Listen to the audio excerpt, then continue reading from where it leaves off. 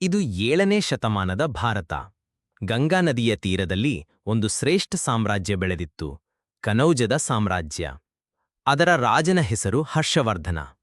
ಹರ್ಷವರ್ಧನ ಒಂದು ಧರ್ಮಾತ್ಮ ರಾಜ. ಅವನು ತನ್ನ ಸಾಮ್ರಾಜ್ಯದಲ್ಲಿ ಬೌದ್ಧ ಧರ್ಮ, ಹಿಂದೂ ಧರ್ಮ ಹಾಗೂ ಜೈನ ಧರ್ಮವನ್ನು ಸಮಾನವಾಗಿ ಗೌರವಿಸುತ್ತಿದ್ದ. ಒಂದು ದಿನ ಚೀನಾ ದೇಶದಿಂದ ಬೌದ್ಧ ಭಿಕ್ಷು ಹುವೇನ್ಸಾಂಗ್ ಭಾರತಕ್ಕೆ ಬಂದ. ಅವನು ಭಾರತೀಯ ಸಂಸ್ಕೃತಿಯನ್ನು ಅಧ್ಯಯನ ಮಾಡಲು ಇಚ್ಛಿಸುತ್ತಿದ್ದ. ಹರ್ಷವರ್ಧನ ಅವನನ್ನು ಆತಿಥ್ಯದಿಂದ ಬರಮಾಡಿಕೊಂಡ. ಈ ಘಟನೆಯು ಭಾರತ-ಚೀನಾ ಸಾಂಸ್ಕೃತಿಕ ಬಾಂಧವ್ಯಕ್ಕೆ ಒಂದು ಘನತೆ ತಂದಿತು. ರಾಜನ ಸಭೆಯಲ್ಲಿ ಚಿಂತಕರು, ಪಂಡಿತರು, ಕವಿಗಳು ಮತ್ತು ಧರ್ಮಗುರುಗಳು ಸಮಾನವಾಗಿ ಕುಳಿತಿದ್ದರಂತೆ.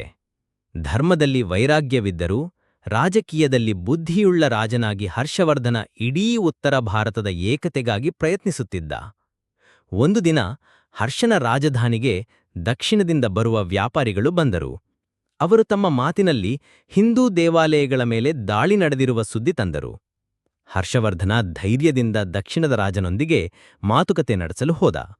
ಆ ಮಾತುಕತೆ ಯುದ್ಧಕ್ಕೆ ತಿರುಗಲಿಲ್ಲ, ಬದಲಿಗೆ ಧರ್ಮದ ಶ್ರೇಷ್ಠತೆಯ ಬಗ್ಗೆ ವಿವಾದ ನಡೆಯಿತು.